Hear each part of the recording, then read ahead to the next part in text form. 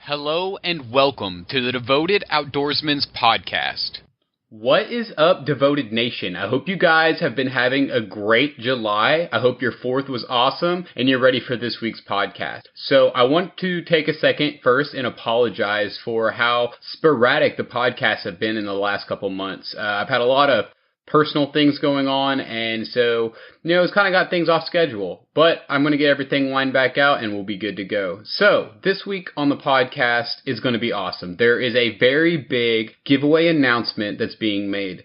So, make sure you stay tuned in to the end of the podcast where Jeremiah from JV Hunting announces the giveaway. Hello, Podcast Nation. What is up? And I hope you guys are staying cool. I have kind of brought this up in the past few podcasts about how hot it is in Oklahoma. Yesterday, it got to 103 degrees, which is pretty toasty. So I hope you guys don't have to deal with the heat that I'm having to deal with. But hope you're having a good week, and you guys had a great 4th. So today on the podcast, we're going to be talking to Jeremiah Bostad from JV Hunting and one of his pro staff members, Jordan. And what I'm going to do is I'm going to let Jordan say her last name because I totally don't want to butcher it. So, Jordan, what is your last name? My last name is Lewandowski. Perfect. So I think what we're going to do is we're going to kind of talk a little bit with Jordan about how she got introduced into the outdoors and maybe a little bit about what the outdoors means to her. And then later on, Jeremiah's got a little bit of information he wants to share with us. So, Jordan, how did you get introduced into the outdoors? Well, it pretty much started when I was younger, and my dad's been taking me out probably since I was 3. We would always go pheasant, quail hunting and stuff, and he would always bring it back, and he'd have us take pictures of the stuff he got. And pretty much every single year we've been doing it on my birthday. So that's pretty much a tradition for me where I had to be up north or something going hunting. And then with fishing, we do a bunch of tournaments. And to me, it's having our entire family all around the United States all come together all the way in a really small town in Park Falls at our grandparents' house. And pretty much we all go hunting, and it's like a deer camp because we have so many people there. Our grandma makes everyone food. We have friends, family, and it's just a way to get everyone together and going out and congratulating everyone and just having a good time together. Yeah, I think a lot of people, they get introduced into the outdoors by, a family member, whether that be a father or a grandfather or an uncle, whatever that may be. I think it's a great way for families to get together. And like you said, in a deer camp type scenario or something like that. So, do you guys do a lot of rifle hunting or is it bow hunting? What do you guys do up there? We do everything. We do rifle, bow. Now that I'm older, since I can go out by myself for the last how many years, when the age was able to let me out. I've been doing it by myself, and we just rifle, shotgun, bow. Awesome. So do you guys have like a family farm that you guys hunt on up there, or is it like public land or anything like that? We have private property and public land. Up in Park Falls, everything is kind of like a block is pretty much a lot of land. I couldn't even tell you how much land it is, but we have family that own probably a couple 100 acres in the area, and we can do public, and then the property behind my grandparents' house, that's where I shot my first deer, was right behind her house. So you said you shot your first deer behind your grandma's house. How old were you when you harvested your first whitetail? I was probably a freshman in high school, or just becoming a freshman. Okay, so you were probably like 15, 16, somewhere in that area? Yeah, around then. Awesome. So was it with a shotgun, or I don't know, what state are you from? I'm from Wisconsin. Okay, so in Wisconsin, do you guys have a rifle season, or is it shotgun only up there? I'm not real familiar with that area. We have, it's like a week long for rifle. But when I shot my first buck, I used a shotgun, and it had a slug in the gun, and I used my grandpa's gun, so that's how I got him. Awesome. So you say you used your grandpa's gun. Is that like a gun that a lot of your like cousins and brothers and sisters, if you have them, use, or is that was it just kind of like that's kind of how it worked out? Well, it was a gun that my grandpa used before he passed away when my dad was 16, and then that's a gun that was handed down to him and my dad used it, and then he pretty much handed it down to me to use, and that was how I used my first gun. Not my first gun, but the gun that I used to shoot my first deer. And then I'm going to be using that gun when I go turkey hunting for my first turkey. Awesome. I think it's cool how a lot of families have a similar thing like that where, maybe it's a gun or maybe it's a bow. But like in my family, me and both of my younger brothers actually harvested our first whitetail with a 30-30 that my dad has. So it's kind of like like something that's going to be passed on most likely. Hopefully my kids and, they're my kids' kids, if that's something that's still available when their time's there. So your first deer that you harvested, was it a doe or was it a buck? It was a buck. It was actually, I was told one of the biggest bucks shot in that area in the last 8 years.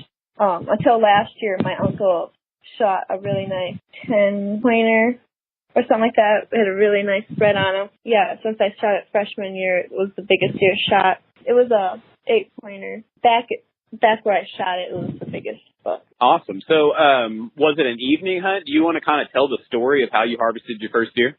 Sure. It's kind of funny. So, I think I went out that morning and I didn't see anything. Actually, no. This is when I first got my hunting license and I could go out by myself. And I actually was running on probably 2-3 hours of sleep because since I just got my hunting license, my mom wanted to take me out with her boyfriend. And we drove 5 hours up north to go bird hunting. And then I shot my first mallard female that day. Then we drove all the way more up north so I can visit with my dad and my grandparents. And right when I pulled in, it was like a couple hours later, I got all my hunting stuff on and I went right out to the woods where we had my stand put up. And I sat out for the rest of the day. And then it was just about getting dark. I actually fell asleep. And then the moment I woke up, I saw the deer walking underneath my stand. And I froze, like, completely. Like, it felt like I couldn't even feel my heart or anything. It was just the most craziest moment ever. He walked down to the bait pile that we had, and I just had this little opening through the trees. My stand was a ladder stand that was 18 feet high. And I put my gun up. I was as still as I could be, and I tried shooting, but I forgot to take off the safety. So then I was, like, even more stressed out because I was like, it's going to go away. And then I probably put my gun up 6 times, so I made sure I didn't miss a shot. And then when I finally shot, I shot it actually right through the shoulder, and then it went through the heart, and then it fell completely down right where it was standing. And then it was just the best moment because just seconds later, I could hear the ATVs from my family coming out because they were actually just about to come get me. So it was just that time where it was shooting hours. Awesome. So that's pretty funny that you were asleep when it showed up. That actually happens a lot. I've talked to several people where that same thing has happened, where they wake up and there's a deer in front of them. So ever since then, though, I'm just like telling everyone, like, how do you get your deer and fill your tags every year? I'm like, well, I just fall asleep and I wake up and there they are. So you said at a bait pile. Can you guys what type of baits can you guys use in Wisconsin? I believe you can only use a very small amount. And we use corn, and then my grandma gives me crackers or whatever she wants to have me put out there. She's like, the deer will like this. Let's put that out there. So apples, corn, crackers, just not a lot of amount, though. Yeah, so they kind of have a little buffet going on over there. So what's kind of funny about what you're saying is you fell asleep and then you're kind of anxious with your gun is my younger brother actually had a similar thing happen like this when we were hunting down in southeastern Oklahoma when we were younger. And what happened was he was set up on this draw down in this bottom. And down in southeastern Oklahoma, there's I can't really call them mountains because Oklahoma doesn't have mountains, but let's just call it a big hill. And he's kind of set down in the bottom in a valley between two of them. And the deer come through there every morning. You know, we know it's a good spot. And it was raining that morning. So I was just like, you know what? I'm not going. I'm going to stay and sleep in the truck. You know, I'm going to be lazy. I'm going to stay and sleep in the truck. I'm not getting wet. It was muzzleloader season. I don't know. if you guys are familiar with this. But muzzleloader season, it was in probably like the end of October. And what happened was it had been raining all day as muzzleloader season, so water had gotten down in the end of his gun. He popped 6 caps at one deer at a buck one morning. And, there's no verification. No one knows how big this deer was, but he swears up and down that it was the biggest deer he's ever seen in his life. So you said that you fish a lot of tournaments. What type of fish do you guys tournament fish for? So my dad got me started in that. I'm not sure how long ago. It's for bass fishing. Okay, so you guys have both smallmouth and largemouth up there, correct? Yeah, it's largemouth and smallmouth. Cool. You guys have like a pike and stuff like that up there too, as well, right? Oh yeah, my uncles. I have an uncle that do northern pike, and he also does muskie. Now, do you guys have black bear in Wisconsin, correct? I believe so. Yeah. So when you're out hunting or when you're out fishing with your family or with your father, what are the main things that as your favorite? So like when you're out bass fishing, like do you have a favorite rod setup that you like to use or a favorite lure or anything like that? My dad has a lot of St. Croix, and they seem to work nice until he gets really excited and then he pulls it so hard that he snaps them. We use the plastic bait because we're not allowed to use live bait when you're on a bass tournament. Okay. So, I've never fished for a pike or a muskie or anything like that. So, what type of lures do you guys use to catch those? I actually don't fish for those often, so I'm not exactly sure because I don't fish those very much. My main fish we do is a bass, but sometimes the same ones that we use for a bass, we do a lot of frogging too, and the muskie like those, and they come to hit them, and most of the time it's accidentally that we catch a muskie, but they pretty much go for a lot of the same bait. So, do you guys do more fishing in like rivers or lakes and stuff up there? Mainly lakes, but we have done a lot in the Mississippi River. Okay, cool. So when you're not hunting and fishing, what do you like to do? When I'm not fishing, I actually run my own business.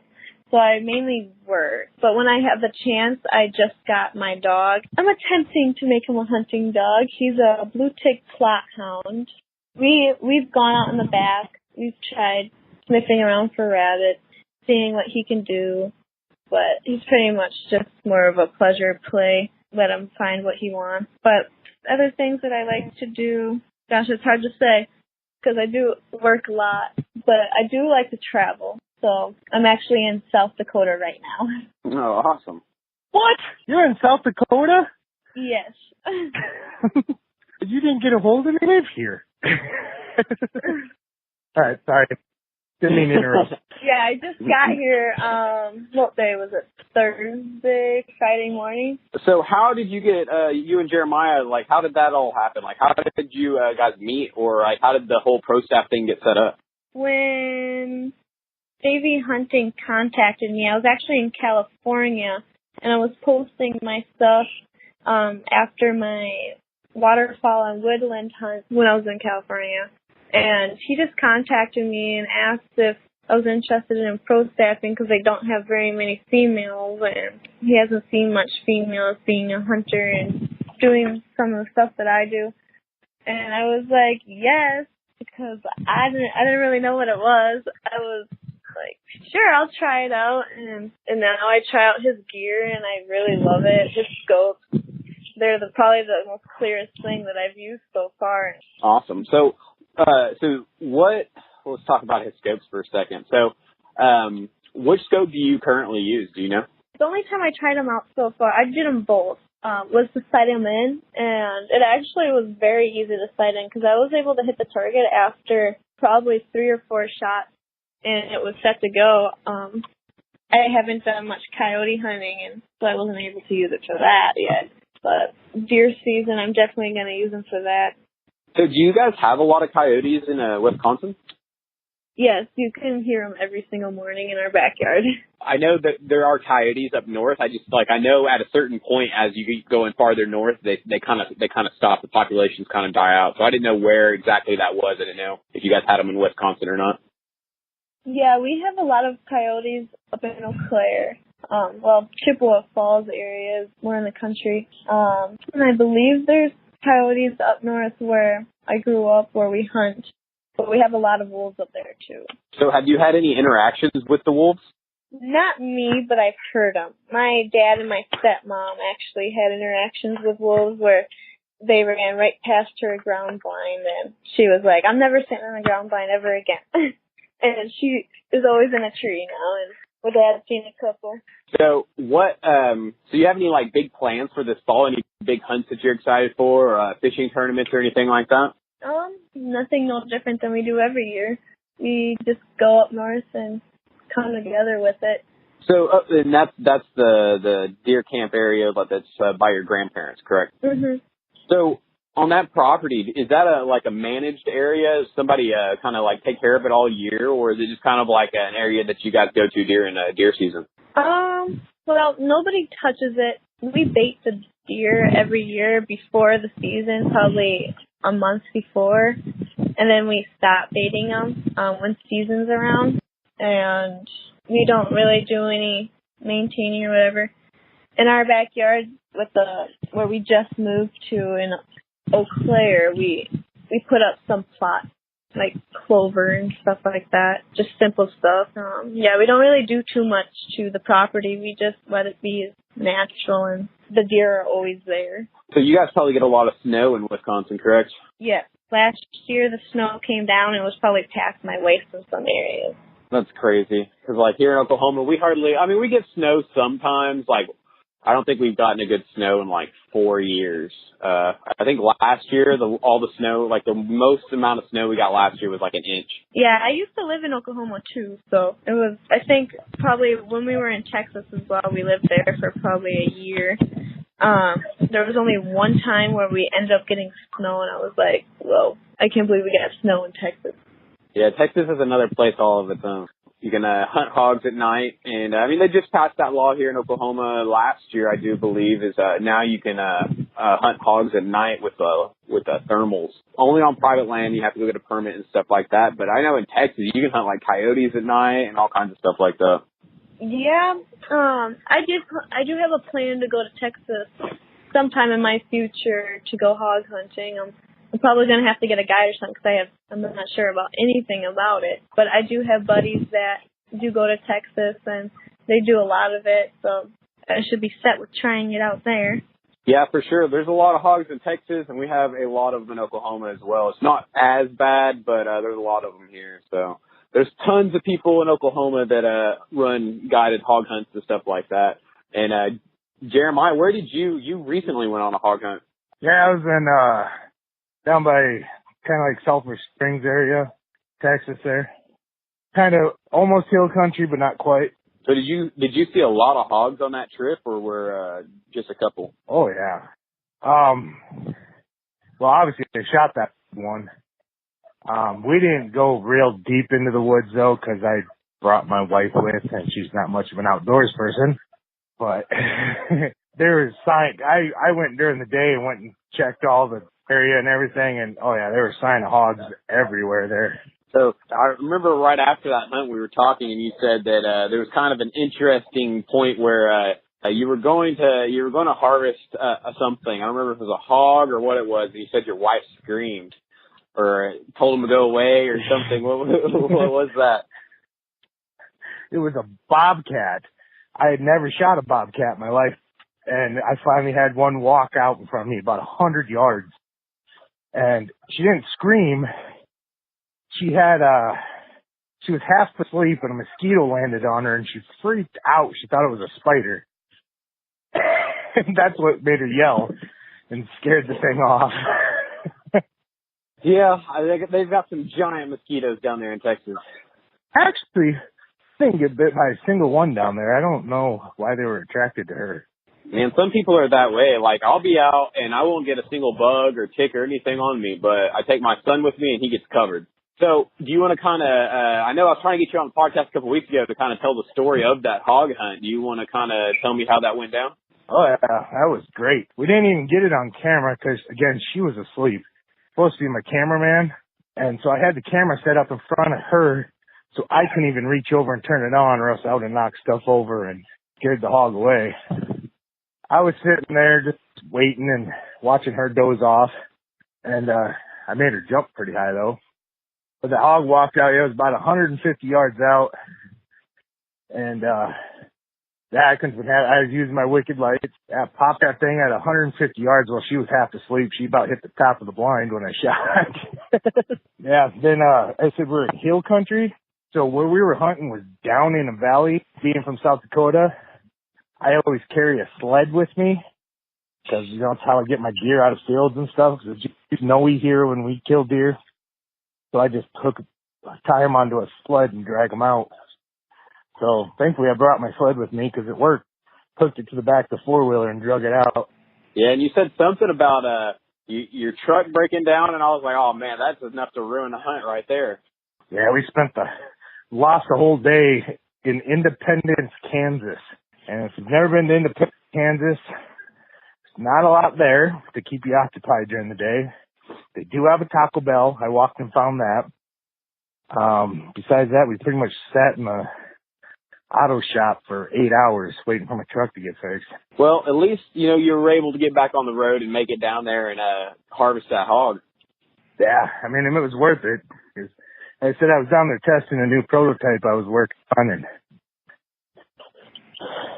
definitely, loved the new prototype because at 150 yards with wicked lights, I saw that hog clear as day. Got a beautiful headshot, shot it right behind the ear. 30-06. And, I left brain splatter everywhere. Well, too bad you didn't get it on film because that probably would have been a pretty good thing for film right there. Pretty good video. Oh yeah, it dropped right where it stood. So you were testing, you had 2 new scopes coming out, correct? 3. 3, okay. You want to talk a little bit about those? Yeah, well, in Jordan, I don't know if she'll be using the scopes I gave her last time this deer season because I got some new ones for her coming pretty soon. But I have a 16 by 50. It's a second focal plane, but it's a 30 millimeter tube. It has a BDC reticle, and I have a ballistic sheet that comes with it with the name of every. It took a long time to do this, but I have from 17 HMR up to 50 caliber. And I did Federals, Remingtons, Winchesters, and Hornadys. And I went through every bullet they have. I made a ballistic chart for each one. So you'll know what each line is with each bullet you use, every grain, every kind. That sounds like it was a pain. It was. It's a lot of math to do. But then I also have the 4.5 to 18 by 44. It's the first focal plane. It also has 0 shots. It has what I call the cross MOA reticle, where every half line's every small line's a half MOA and every big line's a full MOA. That way, obviously if you're shooting, you don't want to mess with the turrets. And it also will come with a ballistic chart. That'll actually tell you, again, I did it with Hornady, Federal, Winchester, and Remington, where I got the bullet and I got it out. It's based off 100-yard sight in, and I got it all the way out to 1,000 yards by every 50 yards, telling you exactly how many clicks to click up to be on 0. Yeah, so basically, as long as everything that customer that buys the scope is using, as long as their round is on the chart, all they'll have to account for is windage. Yep. And then I also got the 6 to 24 by 50 first focal plane. Same, got the ballistic chart for it. Same type of reticle. I said they both have the 0 stop. 0 stop's a little different on them because the body styles are a little different on them. But I'm going to, as soon as I get them out, which should be here real quick, because they're here in the United States already. I'm just waiting for customs to let them out. But obviously with the 4th and everything going on, they're taking their sweet time letting me have them. But as soon as they come out, I'll be making how-to videos on the scopes, showing people how to use the 0 stop and the ballistic charts. And also, there's an app I have for if you don't want a ballistic chart, there's an app you can use and stuff like that. I'll be putting how-to videos out for them. Awesome. So you kind of have a variety of the scopes going on now. You kind of have like an entry level, like hunter scopes, and then you got something that people can use for long range type shooting as well. Yeah, well, my biggest plan was I always wanted to make it pretty much just for hunters. You know, the 4 to 16 by 50, the 4 to 16 by 42, and the 3 to 12 by 42. That's pretty much what those are made for. They're made for hunters. They're pretty expensive, but yet all my scopes now come with an unlimited lifetime warranty. All of them. For even if you break it, I'll replace it. No questions asked.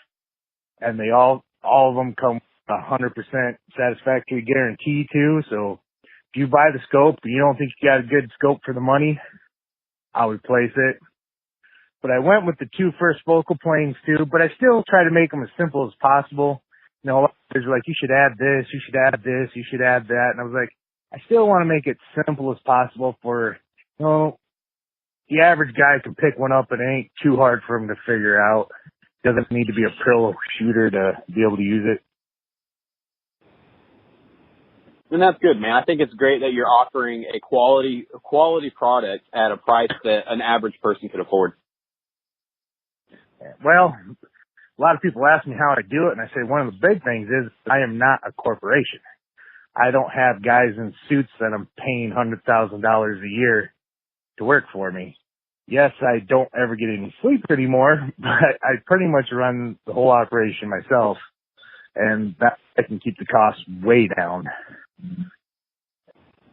Yeah, you can keep the cost low, and there's a lot of companies that are going the direct to consumer route like that, just so they can get the product to the customers cheaper. Because in the end, it's the customer that really matters.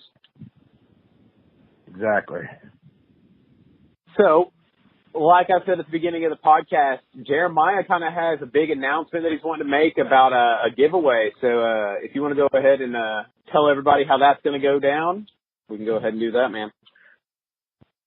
All right. Well, this is the biggest one I've ever done. So, for one, you have to come like my page, JV Hunting Optics. You have to like it.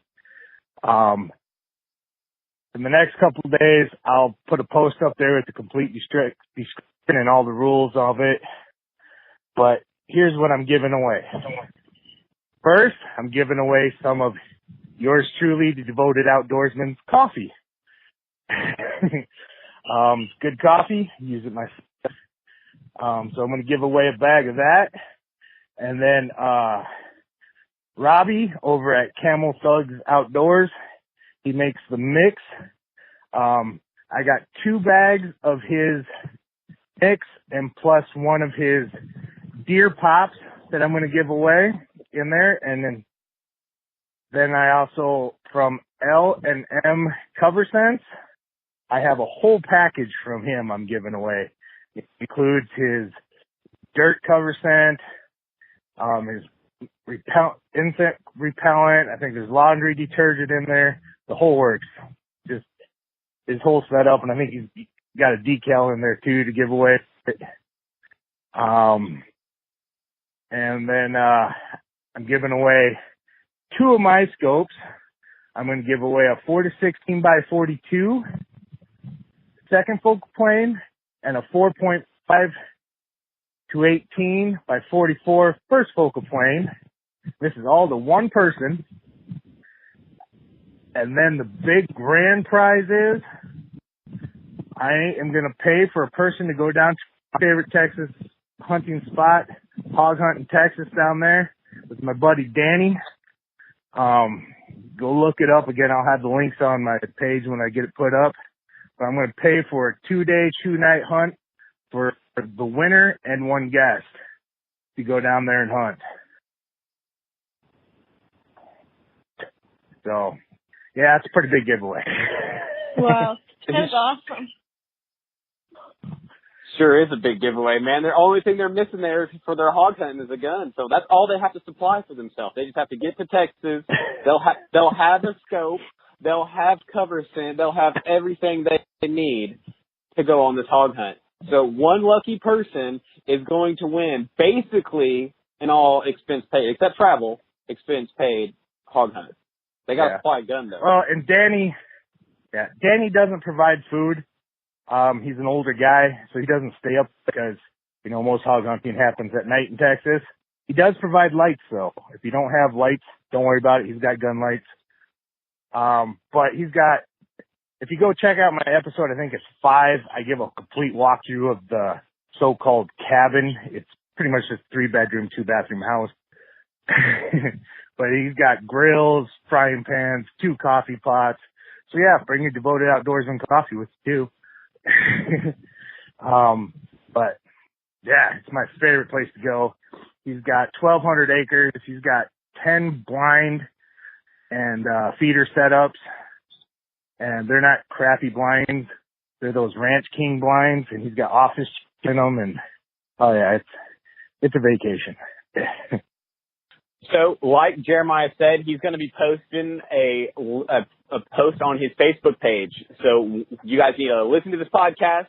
Go check out that post. Make sure you guys do everything that it says to get your name entered in the drawing for this hog hunt, 2 scopes, some cover scent, some coffee from yours truly, and you know, you'll get to have all this memories, man. You're gonna make memories that'll last a lifetime on this hunt. I guarantee it. Oh, don't forget the deer mix from Robbie. And the deer mix. So you're going to be set. You're going to be set. So I think everyone that listens to this needs to go over, like Jeremiah's page, it's JV Hunting on Facebook. Check it out. Like the page. Make sure you read the post and get your name in the drawing.